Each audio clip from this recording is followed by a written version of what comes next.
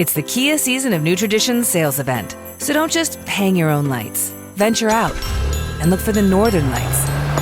Drink cocoa on the beach. Or be a drive-by karaoke caroler. Because every Kia comes with a 10-year, 100,000-mile limited powertrain warranty. So you can take holidays to places they've never been. See your local Kia dealer or visit kia.com to learn more. Kia, movement that inspires. See Kia dealer for warranty details. Event ends 1/2/25. God's incarnation is not for people who believe they are perfect. God's incarnation are for those who have been humbled and broken and weeping.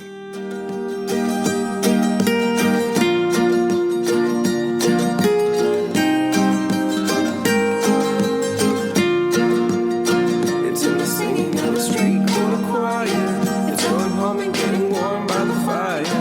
It's true wherever you find love, it feels like Christmas. Merry Christmas, John. Merry Christmas, Adam. This is the last one of 2017. Can you believe it? I mean, the last, interview, but... It couldn't end with a better... Yeah. It couldn't end better than this.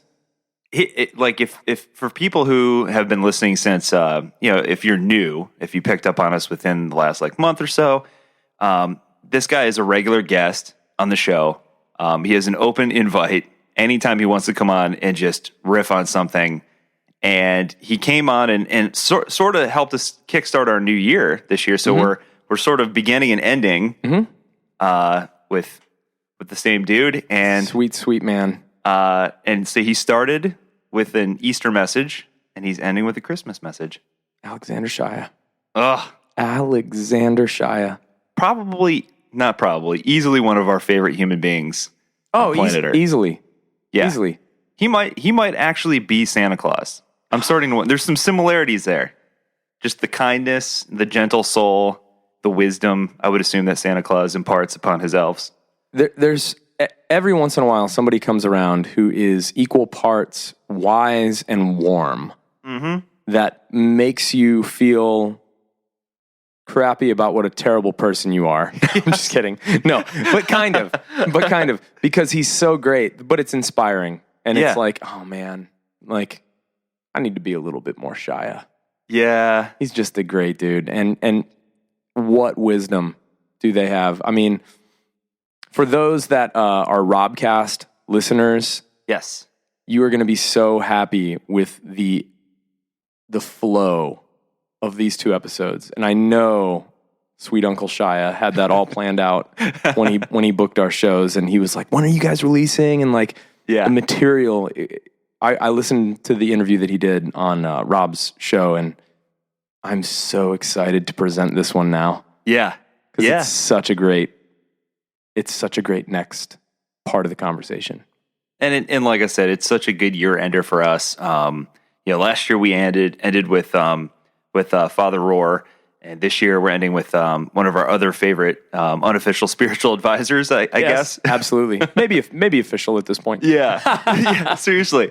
I think once you maintain email correspondence with someone on that level, he's official. But anyway, and do you know what I was thinking about this for Christmas too? Just real quick, and then we'll just roll right into this. It's like everybody usually has some kind of a Christmas tradition. If you celebrate Christmas or, whatever religion, you probably have a tradition where somebody either reads from some kind of a book, whether it's whether we're talking Christmas Vacation and it's like the night before Christmas. Right. And, Clark Griswold's talking to everybody after the whole family, went to crap that holiday season. Or... in my family tradition, it's like somebody's going to read something from one of, usually it's the Luke account. That's kind of like the traditional one because nobody wants to read a bunch of genealogies, before you open presents, and put everybody to sleep. But if everybody's got some kind of a tradition, and I feel like closing out the year with our sweet, wonderful Uncle Shaia. Yeah. Kind of bringing some of that sort of feel. Like it's like we're all gathered around, just ready for him to like open up some ancient text and like take us into the holiday. We're next to the fire. Yes, Got some eggnog. Got some eggnog. Yeah, and just like for so many of us, that some of those maybe you've deconstructed to the point that you don't really want to like open up the Gospels right now. Yeah, after you listen to this, you might want to. Yeah. In a way that you're going to feel some things you maybe haven't felt in a long time. And there's some really, really good juice. Because that's what we bring you. That's right. And I know, because we planned it, that it's no accident that for those of you that are in on the book club, on our Patreon campaign, that we sent out a particular book to sync up with the holidays. And that is Marcus Borg's book, Reading the Bible Again for the First Time. So again, if you've been having kind of that love-hate relationship with the good old book, I think that's one of those books that, at least for me, in the early going, when I was really going through the strip it down phase, really made me want to crack it open again and appreciate it in whole new ways. Right. So hopefully you guys enjoy this. And again, our Christmas wish is just for you to be gathered, whoever you are, around loved ones, whether that's family or friends or whoever. That you have a safe and happy holiday, whatever the holiday that is. But we're going to talk a little Christmas right now. Here we go. Yep. Sweet Uncle Shaia. Without further ado, Merry Christmas with Alexander freaking Shaia. Season of the heart, a special time of caring, the ways of love made clear. It is the season of the Spirit, the message if we hear it, make it last all year. Well, Alexander Shaia, it is a delight. It's like having family back on the podcast, because I really feel like that's what you've become to John and I. So thank you welcome back to the States. We're glad you're healthy. Welcome back. I think for the fourth time? Yeah, the reigning champion. The reigning champion on Times on the Deconstructionist podcast. We just cannot wait for this conversation. Thanks for being with us again. Well, I mean, I feel like I'm home, and it's great to be with you guys. Thank you. Oh. And I feel, and coming home from the Camino, I totally feel deconstructed. So we are so jealous. there's a challenge here. I mean, we've got two challenges, and we need to say it right up front. This is an adults only podcast, or this is not a family friendly podcast, whichever way we want to say that. Ooh, not your father's Christmas podcast. and secondly, coming home from the Camino, I don't have a thought in my head, and this is actually the very first thing that I've done since getting back. And so let's see what happens. Oh, well, we're honored, and I'm sure you'll be just fine. Oh, we can't wait to see what we are about to dig into now. But just so all of our listeners know, Alexander was definitely being serious. This is going to be, we are going to get into some explicit more content, and make sure children are not within earshot. Yes. Yeah. So this is the reason that you're back. Well, honestly, you could come on for any reason. Obviously, we have an open door policy with certain guests, and Alexander's definitely one of those. But we specifically wanted to pick your brain about the topic of Christmas. Now, this episode will be released the week leading into Christmas. Yes. This is our Christmas present for our listeners, and so. The jingle bells, John. I thought we were going to do a little jingle bells. Oh, that's the magic of editing. I'm going to put that in. I'm going to put that in later. Good. Thank goodness. So It's like I'm restraining myself right now, but we'll wait to the very end to say a certain greeting. Perfect. Okay. So let's start off with like Christmas, like a lot of other Christian traditions, is something that's evolved and developed over time, and obviously historically it seems to be something of an amalgamation of an attempt by the early Christian church to convert, to convert over pagans, reverence for Saint Nicholas, and absorption of some Nordic traditions. So I don't know if that's a good place to start, but maybe we could start with how would the early Christians have viewed Christmas, and how did that celebration start? Oh, wow. We're just doing one podcast. Right. For now. Right. You never know. Yeah.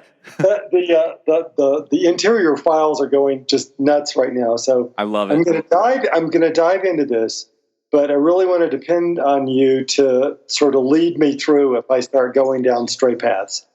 Sure. We like your straight paths, All Alexander. right, well, so let's start with the fact that the Feast of Christmas doesn't come into Christianity until about 400 years. Now, I'm going to ask the indulgence and the patience of people who know a lot of information, because I want to speak in some generalities. I'm not going to be trying to nail the exact date that Christmas came into Christianity, but let's say roughly the year 400. Okay. So already that says that Christianity has moved forward in rapid expansion for 300 years without Christmas, without the Feast of Christmas.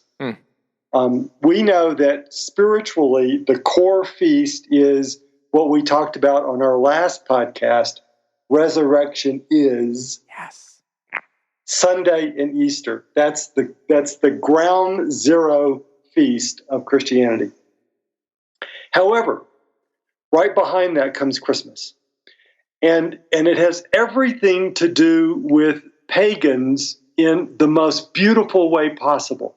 And I love the word pagan. It simply means earth. And Christmas is an earth feast.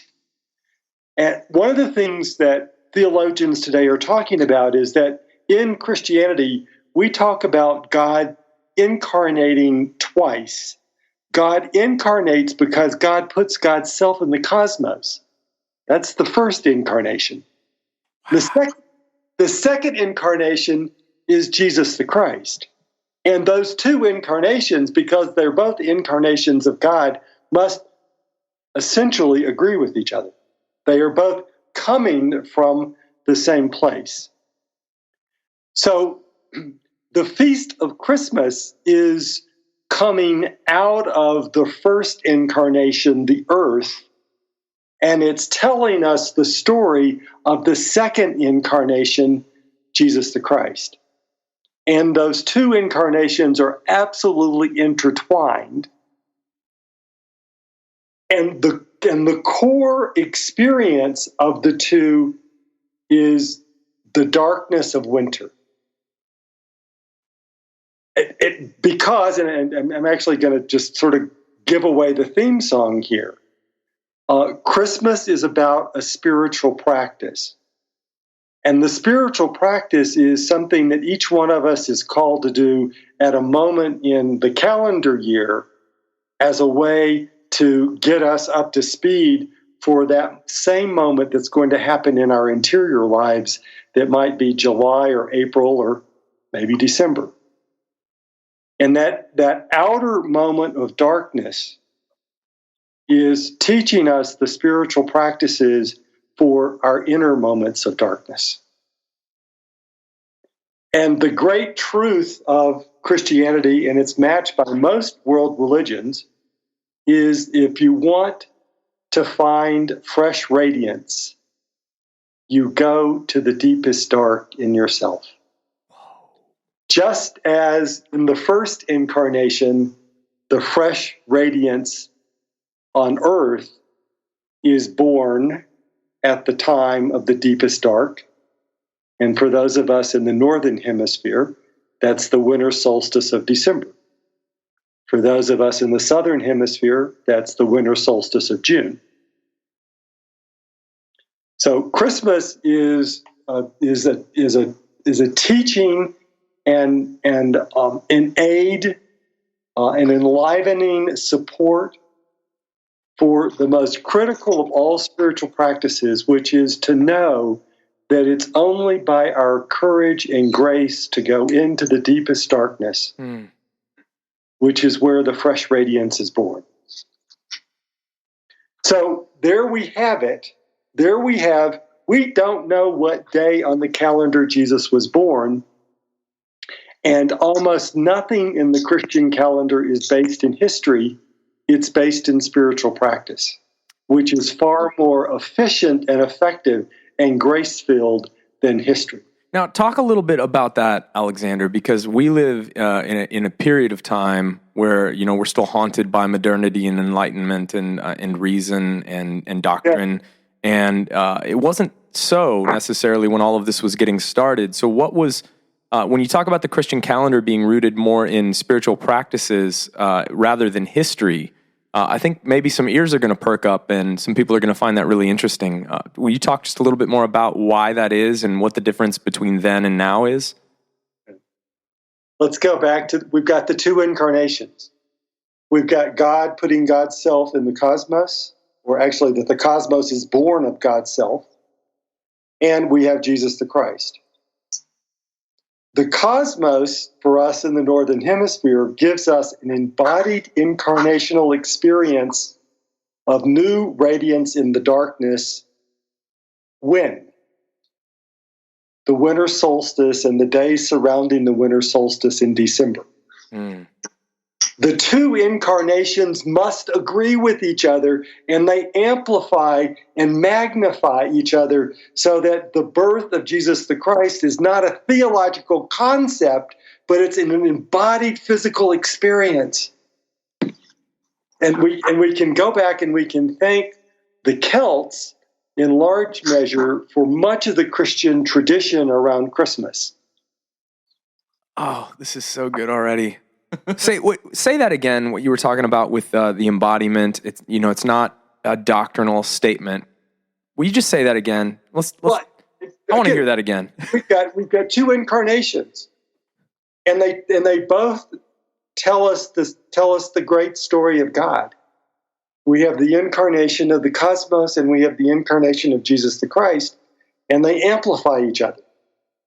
And so we know in our spiritual practice that the place of new radiance is found in the deepest dark. We know that on our own personal spiritual journeys. We're learning that in our corporate and collective and community journeys. But this is the great story that the cosmos proclaims at the winter solstice. The winter solstice is the time that the deepest dark has reached its greatest depth. And it's precisely at that moment that the reversal happens, that the new radiance begins. And so it's more than appropriate, it's perfect that Christmas is the winter solstice in Christianity. Because Christmas brings together the two incarnations and tells the great story not as a mental concept, not as a historical concept, but as an embodied physical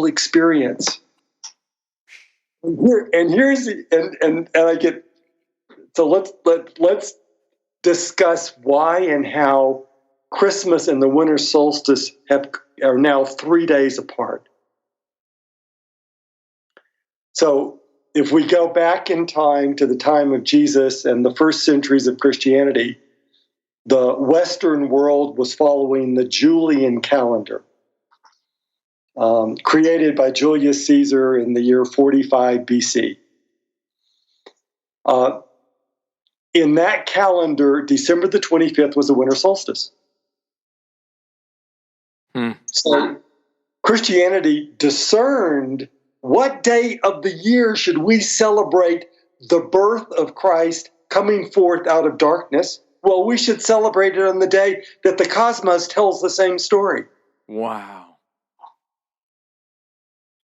All right, so for 1,000 years, December the 25th was both the winter solstice and the feast of Christmas. Then, in the 16th century, Pope Gregory XIII created a new calendar called the Gregorian calendar, which is the calendar that we live with in the Western world today. Now, the need for that calendar was because the Julian calendar was 362 days a year, not 365, and the Julian calendar did not take in account leap days. Wow. So by the time we get into the 16th century, the seasons are all wacky from the Christian calendar, and the Christian calendar was created because the season had the physical incarnational experience of the feast. Wow. So by the 1600s, Christmas is now in the springtime. And so the Roman Church, and I'd like to give the Roman Church credit when it does an occasional thing right, created a new calendar that was now going to be 365 days, no longer 362 days. So that means every day on the calendar was going to, we were slipping 3 days in. So, and then we had to rectify also for leap year. So every fourth year we added a day. All right. The winter solstice now became December the 21st, December the 22nd. Now no longer the traditional feast of the solstice and the traditional feast of Christmas. And everybody is going nuts. Like, what do we do? What do we do? Do we move Christmas now to the new date of the winter solstice, or do we leave it on the traditional day of the 25th? How do we resolve this dilemma and really almost a crisis of faith? Wow. And dusty tomes and arguments written about what to do, and then we went back to the earth. And we said, okay, what's going on here? Well, at the solstice, whether it's the winter solstice or the summer solstice, the word solstice literally means sun, stand still. Right. And for 3 days, the sun neither grows nor diminishes at the solstice. So for 3 days at the winter solstice, you can't see the sun increasing. And for 3 days at the summer solstice, you can't see the sun decreasing. All right, now, the winter solstice, the whole feast of Christmas is about the rebirth or the fresh growing radiance that comes out of the darkness that Jesus the Christ leads us through over and over again in our life. And what the church elders finally realized was, aha, Christmas now is even more perfect staying on the 25th, because 3 days after the night of the solstice will be Christmas morning. And on Christmas morning, the Celts can see the lengthening shadows on the standing stones, and the naked eye now has an experience of light's growth again. Did they understand the fate of the world in a baby's hand? They were part of the story, part of a master plan.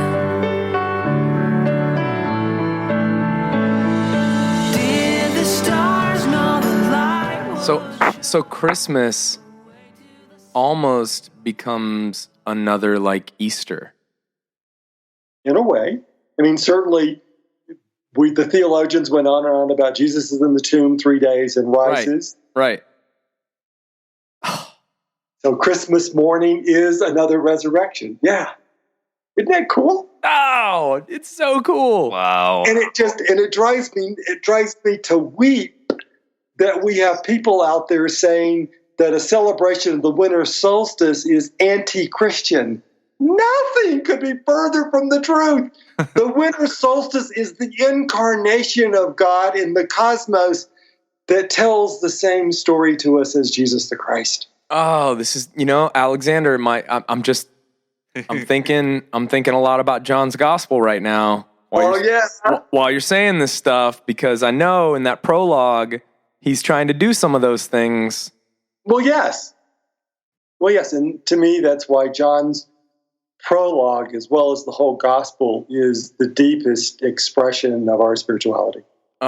So let's go there. Let's talk, because the four gospels, the four paths. That's kind of your thing. Yeah, So, the Quadratus Christmas. yes. So like looking at the Gospels, obviously Mark doesn't really talk a whole lot about it. He kind of skips and goes right to Jesus, his adult baptism.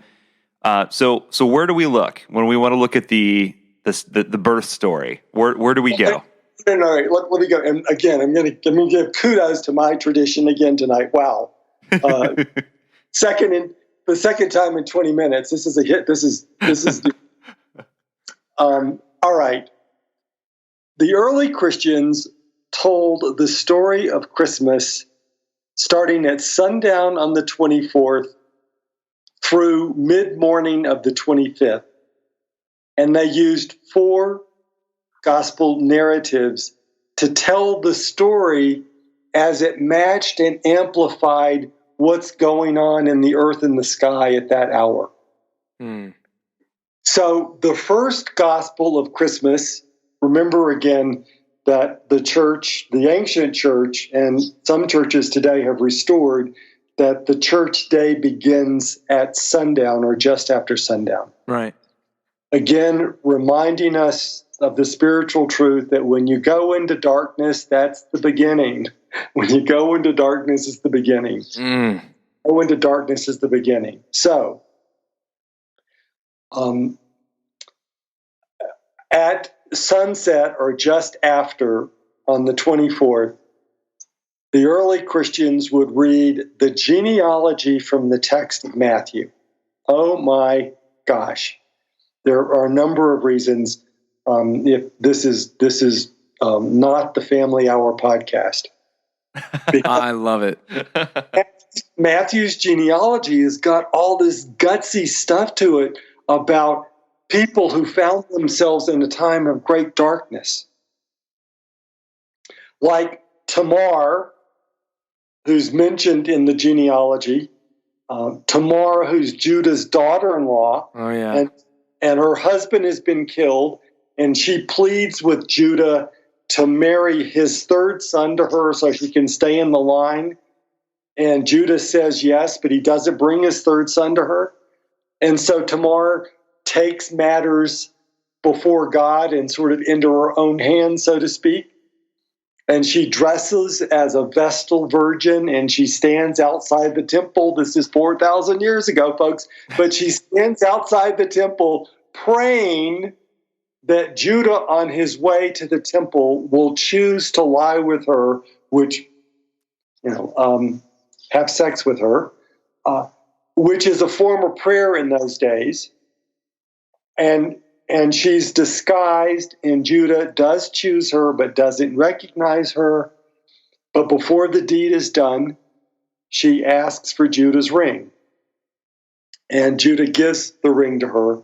The deed is done. And 3 months later, the text says, Tamar begins to show. And she knows what's coming now. Judah pronounces upon her the death sentence, because it is his right 4,000 years ago. He owns a woman's body. He owns the woman's body of any women in his family. And she has brought displeasure and dishonor on the family name because she's gotten pregnant without his permission. And so Tamar only asks to meet with Judah before she's killed. And Judah agrees, and Tamar produces the ring. And thereby she remains part of the line of Abraham. Man. So we've got all of these you think that the genealogy is the most boring verses of the entire Gospels, and what's embedded in that genealogy are headlines like grocery store tabloids. And each one is just ringing in the ears of the original hearers about a dark time that person couldn't see their way out of. Man. And God, because they remained basically faithful, God brought them through.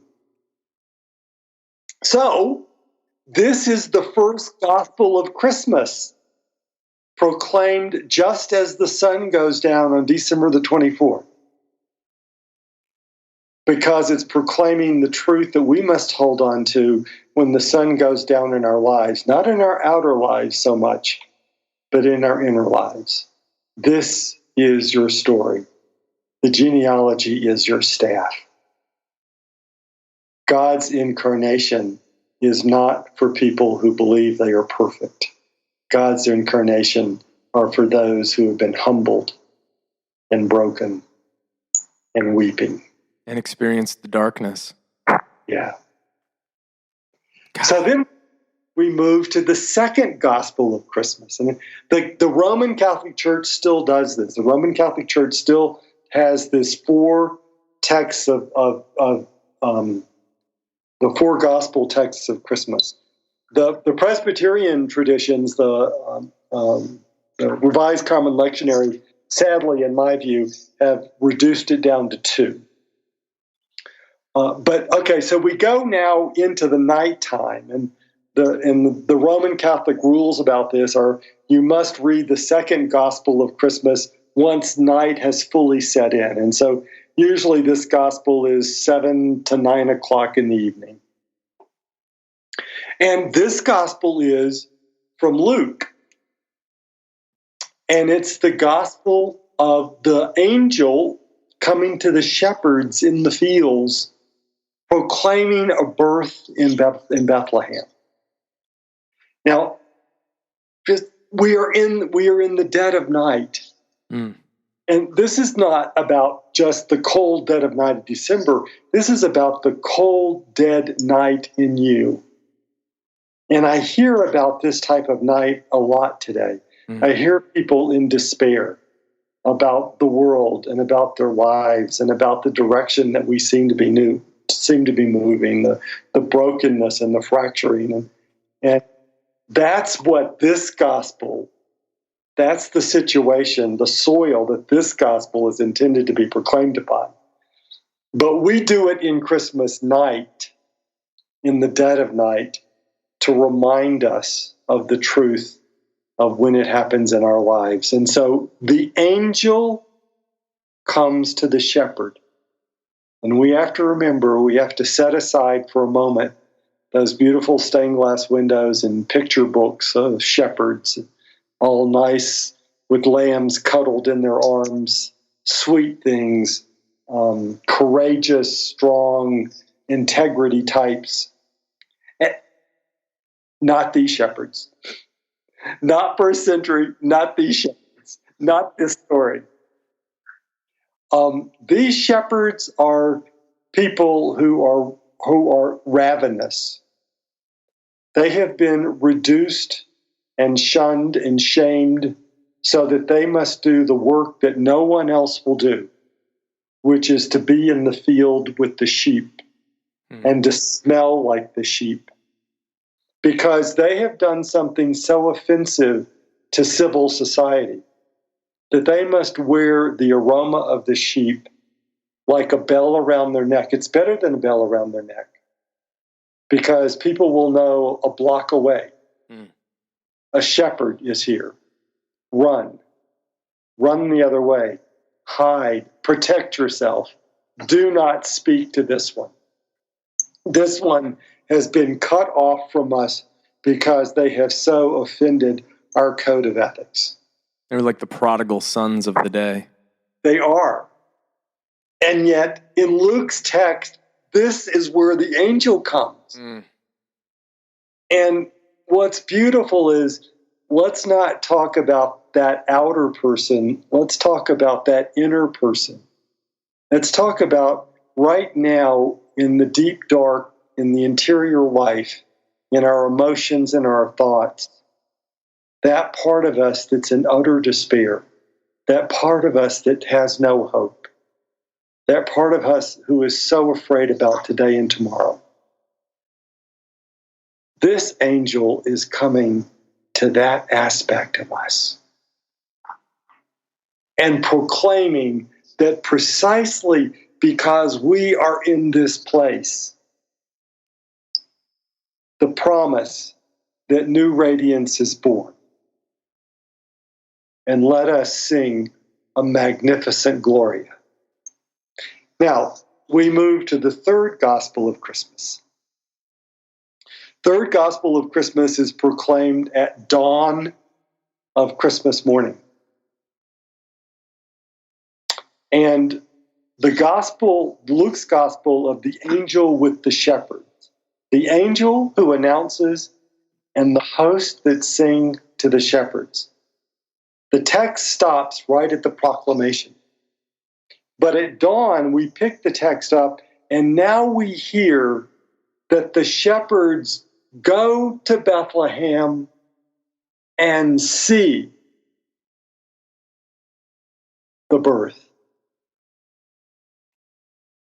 Just as we are on our way to church at dawn, we see that sunrise on third morning after the solstice.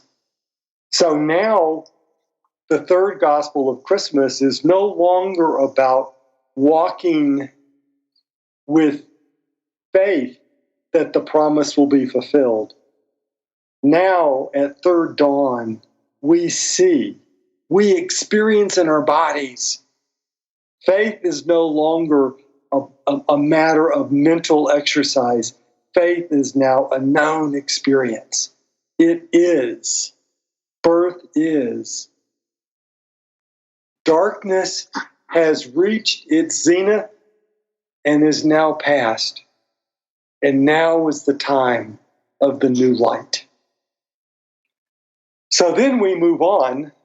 That's not the final gospel of Christmas. The final gospel of Christmas Day in this cycle is the prologue of John, which is to be proclaimed in the full light of Christmas morning.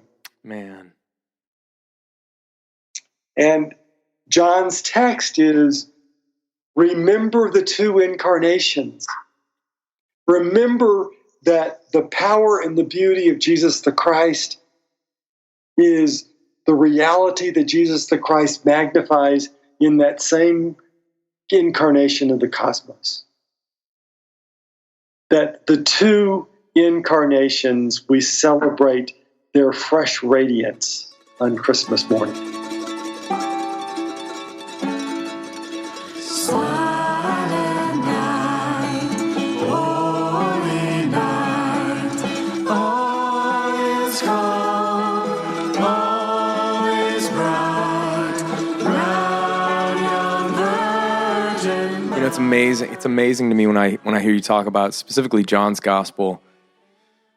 You know, especially, you know, Western Protestant Christianity is so doctrinaire. You know, it's so cerebral, and we forget that the poetry of John's prologue, calling us to remember the birth of reality as we know it. You know, hearkening back to Genesis, and then manifesting, you know, ultimate reality in Jesus the Christ as being this, like, man, this is so deep. This is so big. This isn't about just religion or doctrine or anything else. It's huge. And it's the magnificent truth that's in human smallness and in the grandeur of the cosmos. That God is born within all of us. Not just us humans. God is born within all of us. Therefore, Christmas becomes the feast of the family of the cosmos. Christmas is the feast by which we know that we are brother and sister to animal and sand and soil and stardust and cosmos. Yes. We all are made of the same substance.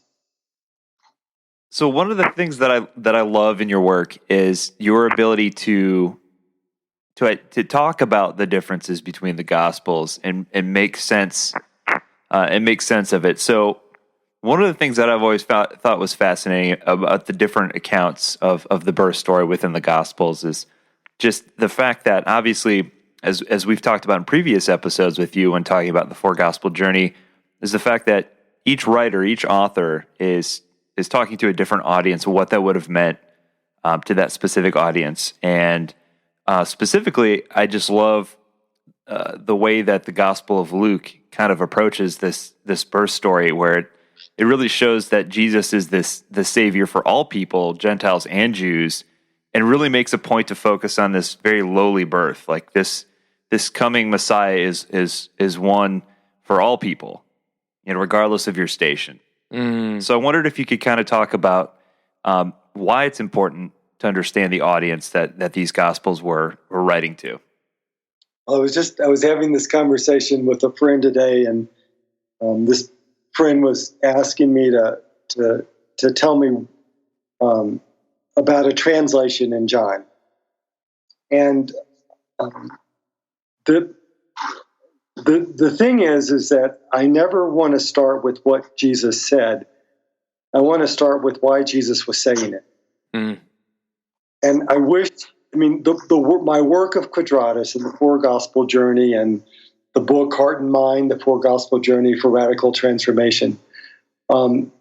This book is about teaching us that we can have a credible way to understand why Jesus was saying these things. And once you understand the context of why Jesus is saying it, it's not just a matter about what the text says, because what the text says is just like an anthology. It's just a whole bunch of wonderful wisdom, but how do I apply it? So Luke's text is written at a moment when the Jewish and Christian communities are in a horrible divorce with each other. This is the mid-'80s of the first century. And we've broken apart from each other, and there's pain on both sides of this awful moment. There's nothing worse than the fight in the family. And the gospel author is inspired to tell the story of Jesus to the Christian community about how to move through this moment so that they do not become resentful and bitter about their removal from the synagogue and their removal from Jewish life. But there's a second impact here, and the second impact is that because of what we as Christians are coming to understand about the message of Jesus, we are now choosing to live our lives differently.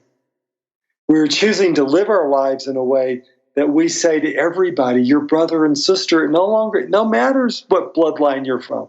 Doesn't matter who your mama was. Doesn't matter where you were born on the planet. Doesn't matter if you're free or slave. Doesn't matter if you're male or female. In this understanding of God, we are equal brothers and sisters. Yes, we have different work, but we're of equal worth and respect. And because we choose to live this way, the emperor wants to condemn us, wants to make us criminals. In fact, does make us criminals, because living this way is an anathema to the Roman rule of law, which is built on power and brutality, privilege, where a man owns women, where a person of wealth has a right to treat a person without wealth in any way that person wants to, including having them killed. They're property. They're not human beings. And we're also developing an ethos that we take care of each other, that our goods are held for the good of all, not just for our own good.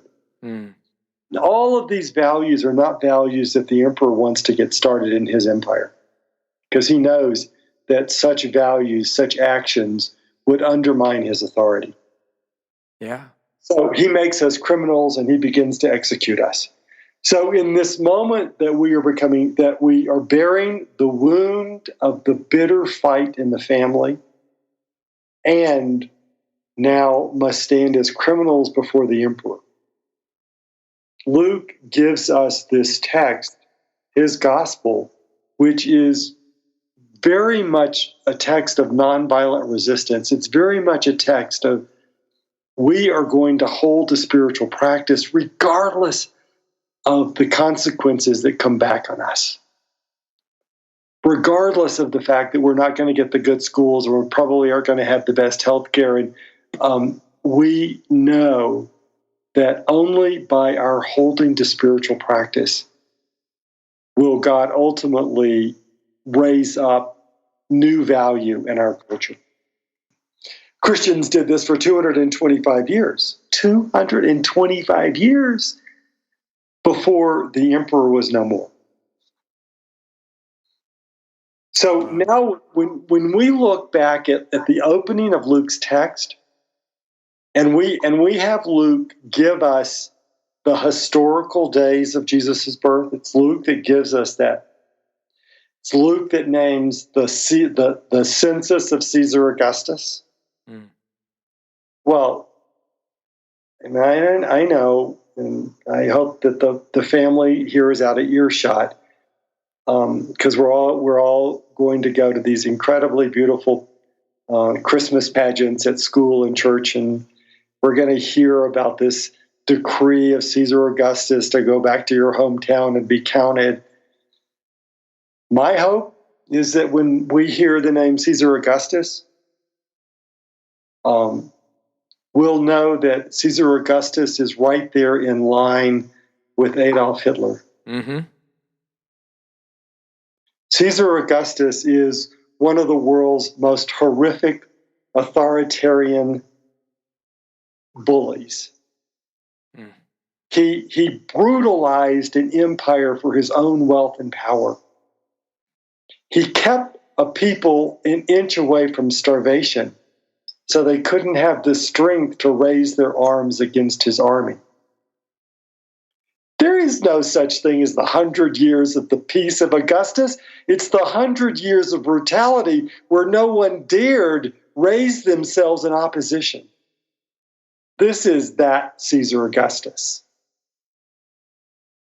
So when Luke tells us about who's emperor and who's governor in Syria and in Palestine, and who's in the temple in Jerusalem when Jesus is born, what Luke is saying is, look, those were the darkest days in humanity. Mm. The government was against you, and your temple had become the stooge of the government and were only looking out for themselves. The people felt they were powerless and had nowhere to turn. Nobody was listening to them. No one could turn this around. And this gospel is written to talk about the spiritual truth, not the historical truth. It happened in history, but that's not its glory. The glory is it's happening right now. It happens in every moment of time, that at the deepest dark, new radiance is born. We that know that at the deepest dark, the new radiance is born, have the strength, not of hope, but of belief. We don't know when the turnaround is going to come. God, I hope it's this afternoon or tomorrow. But what I know by faith is it will happen. It is the truth of our God, and it is part of the incarnation of our cosmos. And it's the reality of Jesus the Christ. There is no depth of darkness that will ever ultimately win. Something you said a minute ago, I thought maybe was germane for some of the people listening right now. You had mentioned that this gospel was written in the context of a great divorce between the Jews and the Christians. And a lot of people listening to this podcast right now find themselves in the middle of a kind of a divorce from maybe the type or the interpretation of whatever religion that they were maybe originally brought up with. They, kind of like we've talked about in past episodes, the hero's journey oftentimes requires a leaving, which feels really, really difficult and brings a great deal of pain. And I just feel like so much of what you're saying can speak to that as well. Absolutely, and it's why it's the power and the beauty of that genealogy at sundown on Christmas. At that moment that we leave the 24th and we move into the 25th, and we hear about Tamar, who had to do something that many were going to consider highly unethical. And we hear about David, the king, who became an accomplice to murder for lust. And we hear about Rahab, who owns the house of ill repute in the city of Jericho. And yet she hides the Jewish spies in the city, and she shows them the ways to get through the walls at night after the gates have come down. And therefore, for that glorious act, she's part of salvation history.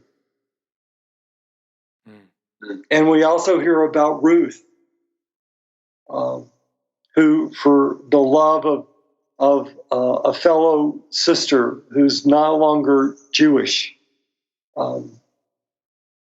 So we have all of these great stories of people who find themselves in situations that others would go, point their finger, wag their tongues, and say, certainly that behavior is not of God. And yet God acts in the midst of each one of these untoward situations. That's quote unquote salvation history. And just like it happened in their lives, it will happen in our life. It will happen in our heart. I think so. I think for myself, and I don't know about you, John, but I know even in my family, like there's especially in the political season we find ourselves in, and the spiritual season we find ourselves in, there's a lot of judgment just flying around, and a lot of people, creating new enemies for themselves, or feeling estranged, this time of year because of maybe their lifestyle or their, political leaning, or their spiritual doubting or faith or lack of faith or whatever. And I feel like everything you're saying right now is speaking into those situations. Well, I'm speaking to my own life and my own experiences, and we've talked about this at other times, but I had to step out from my family. And there was nothing in my Lebanese lineage of generations upon generations that ever said a Lebanese son could step out. But I had to. For the God in me and the voice in me of wisdom, I had to. And it's still painful. I mean, I know I had to. I know that I did the best that I could. I know that I fulfilled, I think, what Spirit was asking of me. None of that takes away the pain. I was with my family recently, and for me, as much as I love them, and I know they love me, but that pain still sits there. They really can't grasp who I am and what I've done. It's difficult. It is. And yet I also know that I could not be doing this work.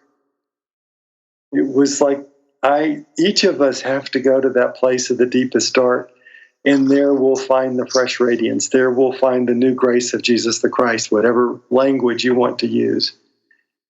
And the way that we get to the deepest dark is going to feel lonely and painful, and it's going to be filled with a sense of betrayals and abandonment. So one of the things I find so remarkable about the work that you do is that you always bring us new insights and new eyes with which to see, material that we've read over and over and over again. And again, you're doing the same thing with, with the birth story and the celebration of Christmas. So, and what you just said, I literally wrote this quote down. I'd heard you say this in another interview with Rob a couple of years back. The only place radiance can be born is within the depths of darkness. And for a society of people who I think it's safe to say we do everything in our power to avoid darkness and to avoid pain and to avoid suffering, even though there can be beauty and light found within that. I don't know. How do we encourage people to embrace that and to seek the rebirth that comes as a result? How much time do we have? I love you, Alexander. Well, I wish I had a pat answer, and here are some touchstones. First, obviously, is prayer and meditation, and the way that prayer and meditation is an infilling for you. But secondly, go find those stories, go find those movies that touch you about the courage to make that journey. What are the movies that have really touched you? Those people who have gone through those really difficult times and they've seen the turnaround.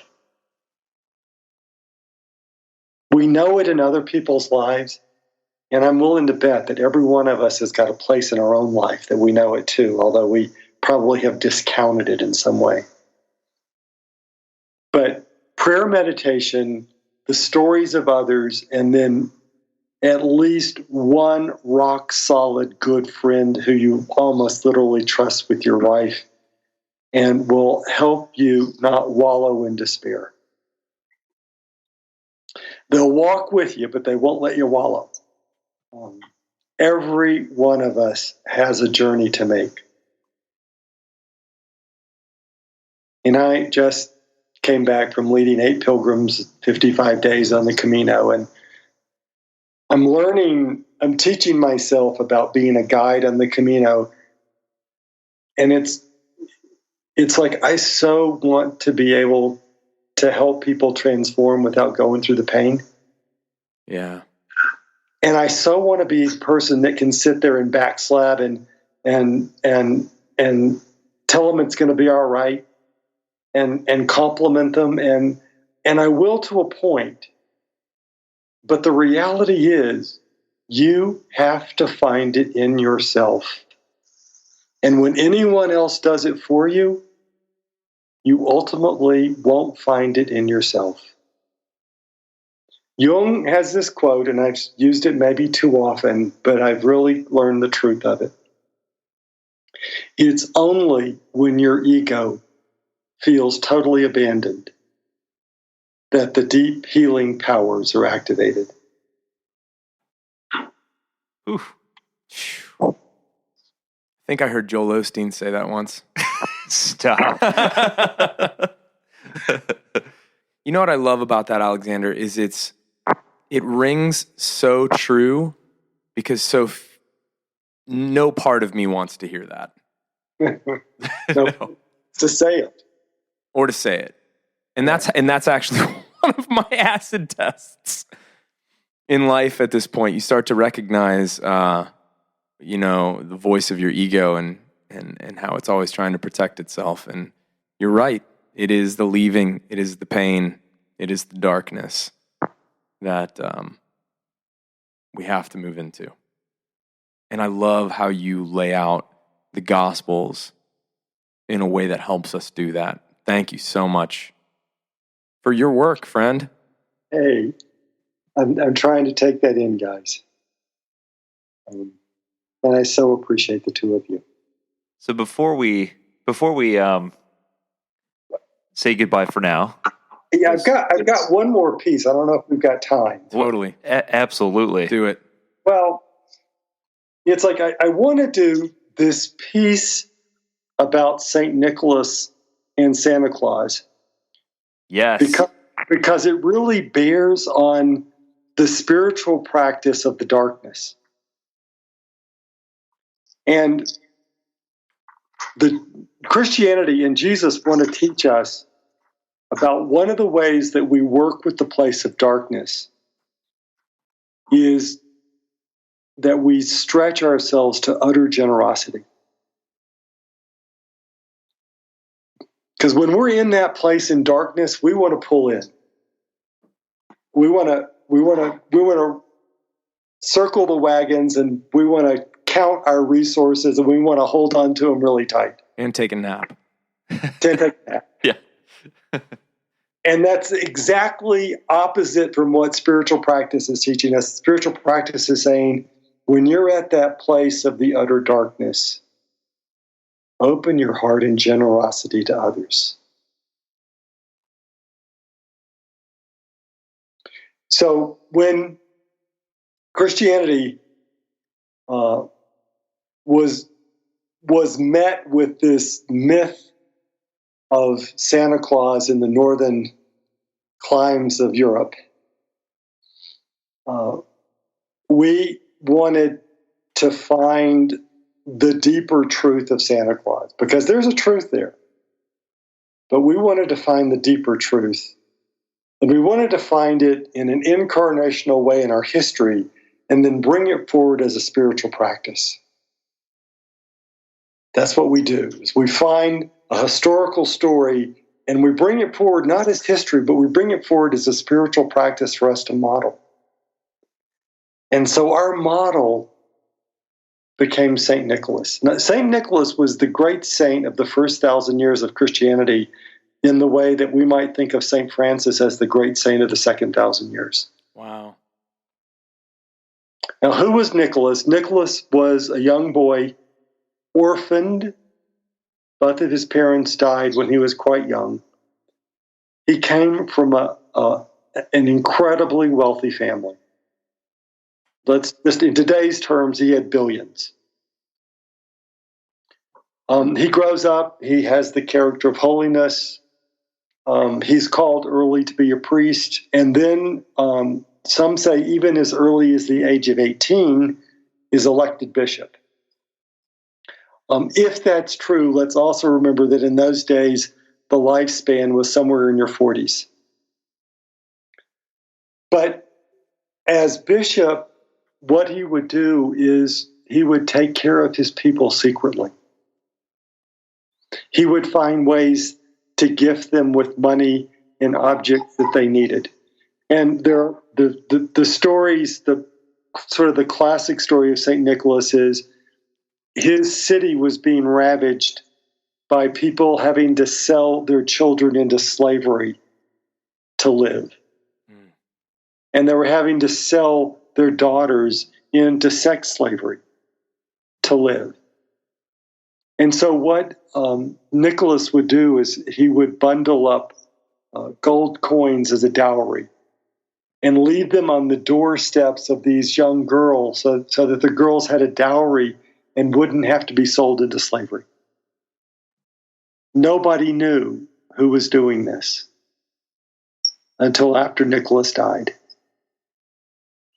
And they discovered that he died with almost no money left. So there is a great truth in Santa Claus in the depths of the darkness of December. Let us remember that what aids the arrival of the fresh radiance is our personal generosity. And a generosity which is not only of giving what we have, but perhaps even stretching a bit into what we actually think we need. That's the story of Christmas.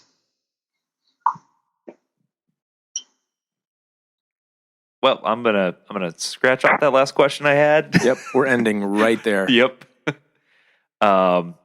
Wow. Thank you so much for coming back. Adam and I know the three of us have had this plan for months, since the last time you were on, actually in the spring. And we just knew that you were going to have some good stuff to say, and we're super excited about this. And we just hope that that the people listening out there really take this as just a beacon of light and a bit of hope in a season where some families aren't as fortunate as others. So, so if you're struggling out there, if you're in a dark place, I hope this episode helped you in some way. So, Merry Christmas, Alexander. From the bottom of my heart to everybody, and especially to those in the depths of an interior darkness, may the Christ come quickly. The stars hung in the sky, gazing upon the world that night, a world that was different and finally had a chance. oh, we did it again. He did it again. I have very few words. I really do. We've had him on. He is the reigning champion. He is. It's almost like SNL where I feel like we should hand out those blazers like they do for like Justin Timberlake, 10-time host or whatever like it is. Alec Baldwin. Yes. Like he's the reigning. He and Peter Rounds we've cultivated friendships with, and they know we've made it abundantly clear. Like, hey, we appreciate and value what you bring to the table, and so yeah, you guys are always welcome to come on, and we've been fortunate and from benefiting from their wisdom and having had them on multiple times, and we've had this plan for months. Mm-hmm. I think since we did the Easter episode with him. Yep. He was like, hey, what would you guys think about talking a little Christmas closer to the holidays? And we were like, yeah. Yeah, we don't say no to that. No, we don't say no to that. honestly, he could be like, let's talk about broccoli. And I'd be like, I'm sure you got something good in there. Okay. Brussels sprouts, broccoli, asparagus. Yeah. He'd be like, well, let me tell you about the history. I'm like, oh, okay. But, just being able to, I think that the mark of a truly gifted spiritual teacher is to draw on ancient sources and create freshness, fresh insight, fresh life. Yeah. Not necessarily even fresh insight, because even the insights are like ancient, but the way that nobody's put them into the words that like Alexander Shaia uses. Right. And with his background in, anthropology and psychiatry and, studying under Joseph Campbell and knowing this fourfold path to the Gospels, the Quadratus, the way he does. Yeah. Man, as somebody that has probably studied Bible more than I would even care to think about, truly, Yeah. I could sit at his feet and listen to him talk about this stuff all day, because not only is it really divine, it's really human. Yeah. And for the history nerd in me, I always appreciate having him on, because he does. He has this understanding and appreciation of who the original audiences would have been and what these messages would have meant to them and why they were written differently from one another. So like why the Gospel of Luke has a different focus than the Gospel of like Matthew, but why that's important. And so like, you look at people who spend their days arguing like over like differences between them and discrepancies or whatever, and you've got the scholar like Shaia who's just like, no, like they were fully aware of the differences, and that you're missing the point. Right. Let's take a deeper look here. Yeah. There's treasure to be mined here. So much treasure, and just his ability to let me say this. I think one of the things that I can kind of put my finger on that I like about him so incredibly much is that with some people, you're just listening to somebody who's just brilliant. They're just gifted and they're brilliant and they're scholarly and they've read a bunch of stuff and they're really good at like outlining it for you. Yeah. And I always respect scholars like that. And then what Shaia brings to the table, in my opinion, is you learn. But like more than that, I get a sense when he's talking that this is coming from a deep, almost groaning, real place from within him. That it's so internalized in him that I almost care less about what he says And I'm more just love the, like, to use a hippie phrase, like the vibe that he just sends out, that I'm like, this guy it means so much to him. Yeah. Beyond just like, look at all this stuff I know. You can tell it's changed him. I mean, he almost aches when he talks. Yeah. Because it means so much to him. Yeah, he reminds me of, it's almost like when you see a really good musician who writes a really personal song to them and then performs it and loses themselves so much in the moment that like all of their emotions are spilling out in that moment on stage. That's exactly it. Like, I just keep thinking, I'm like, man, he must do these interviews and pour all this stuff out of him and just be exhausted. Yeah. But like, what a treasure. And like, he's not one of those guys who's, you know, like at the moment as well known as like a Rob Bell or like some of the other big names in the industry. But my gosh, I wish he was. Yeah. I think he's... Oh, and Heart and Mind. We got the paperback. Oh, crap. Yeah. Heart and Mind. Second edition. Everybody get on Amazon right now and order yourself a paperback copy of Heart and Mind, second edition. Yeah, second edition. What is it? How much is it? Let's look. Isn't it like $11 or something? It's not, it's so like originally it was really hard to find. There was only like a hard copy of the original printing. We paid like $50 for our first one. Yes, I did. But the new one, there's a second edition, second printing that just came out, and I'm pulling up on Amazon right now. Second edition paperback you can get for $24.99 on Amazon Prime. Every penny. Second edition, and I think let's see.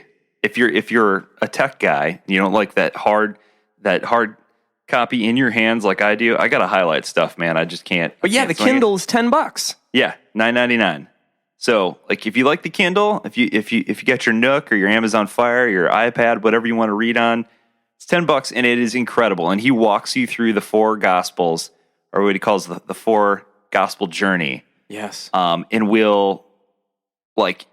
he'll show it to you in a whole new way. The Gospels, the canonical Gospels, transformative journey. Whoa. Yeah. Unbelievable. Yeah. He might be Jesus. No, I'm just kidding. I mean, sacrilege. I know. Sorry. No. Whoops. It's like, well, I mean, he would even say like, you know, the Christ is like in, you know, the incarnations and like the Jesus in, like, even like you can sit next to a tree and oh my goodness. He's so good. Anyway, we gush when he means a lot to us. Yeah. And we love him very, very much and really appreciate the interest he's taken in us as humans and this show.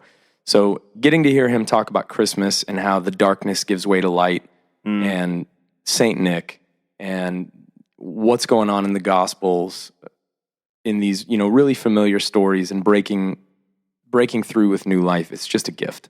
Yeah. It's a gift to me, and it's great to get to end our interviews this year on a guy that I love so much. Yep. I can't really add much more to that. I think you just got to listen to the episode, and hopefully if you guys are flying or driving somewhere right now, you know, hopefully you're enjoying your time. Hopefully you get a little time off at least for the holidays. Yes. And we'll be back for one more this year. We're going to wrap it up and give you guys some idea of what to look forward to next year. Yes. If you haven't already, check out our brand new revamped website, courtesy of Ryan Battles. We love you, Ryan Battles. So good. www.thedeconstructionist.com. If you go there, you can literally do anything. You can connect to us on social media. You can email us to tell us how unattractive we are and how we should stick to radio. How much you love John's winter beard. Yeah. If you've seen it. You can encourage my growing of my John, winter beard. I want to talk about your blog for a second. It's so good, and I know you're not going to talk about it. John just published a new blog it's under Journal on our website, and it's freaking awesome. You guys need to read it. I know you put a lot of work into that, man. And it's really good. I had a problem and I had to stop. It's so good, man. As soon as I finished reading it, I gave it to my wife. I was like, "You need to read this right now." Thanks, man. That means a lot. It's so good. So I'm not gonna tell them too much about it, but just about what it means to be made in the image of God and what that has to do with love and how important that is and how it calls us forward. He put some incredible words to that. So get on our website. For those of you supporting us on Patreon, thank you. You are our Christmas hug this year. Thank you so much. Yes. We take that very seriously. We love doing this with you guys, and we're going to make that money work for you. Yes. Big things coming next year. I think Tune it's in important next week. to kind of say, like, we don't pay ourselves out of that. No. Like none of that like goes to our pockets at all. I think that's worth saying. I think some people think that's like, Yeah. we're bankroll. Like, hey, I'm going to quit my job and be the deconstructionists. It's funny because like I take a look at our bank like often because I'm usually the one that's ordering like supplies and stuff. And I'm like, oh man, we should have like a decent balance in there. And then I realized that I had like, it all goes back into the podcast. It all goes back into the podcast. So like reordering t-shirts that you guys are, seem to be enjoying and reordering buttons and stickers and shipping books out to people who have signed up for that and paying for our domain name and all that stuff. It's such a joy and we cannot be more humbled and appreciative of every single person out there.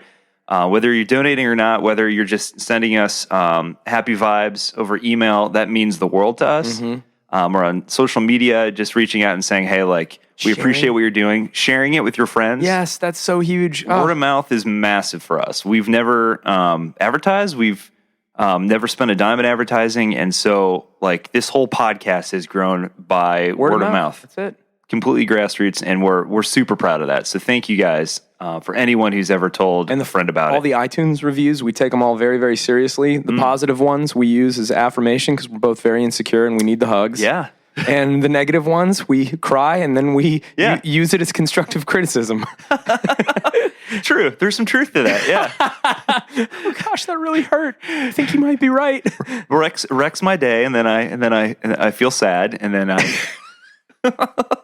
We love you guys so much. Thanks for hanging with us and Alexander Shaia for Christmas. And we will definitely be talking to you again soon. And Merry Christmas. Yeah. Merry Christmas. Happy holidays. And we'll talk to you guys next week. Keep deconstructing, everyone.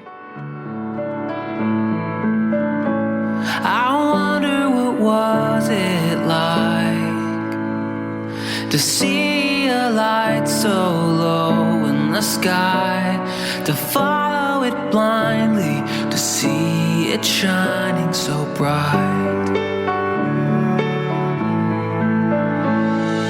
Did the stars know the light would show the way to the Savior of the world? Hear the angels are singing glory. They're telling the story that can save the world. They're telling the story that can save the world.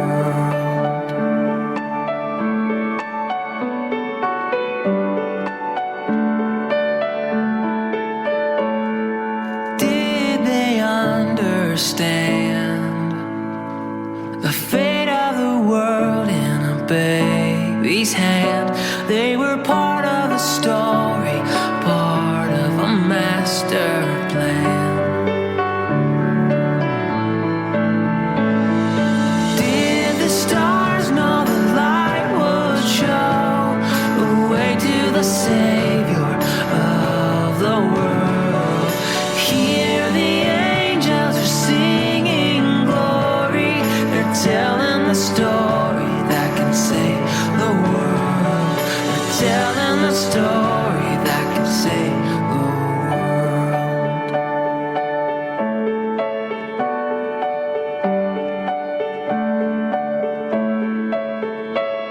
The stars hung in the sky,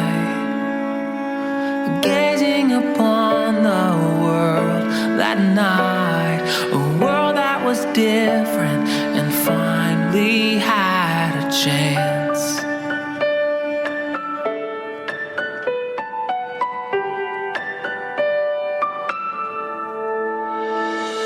Did the stars know the light would show the way to the Savior of the world?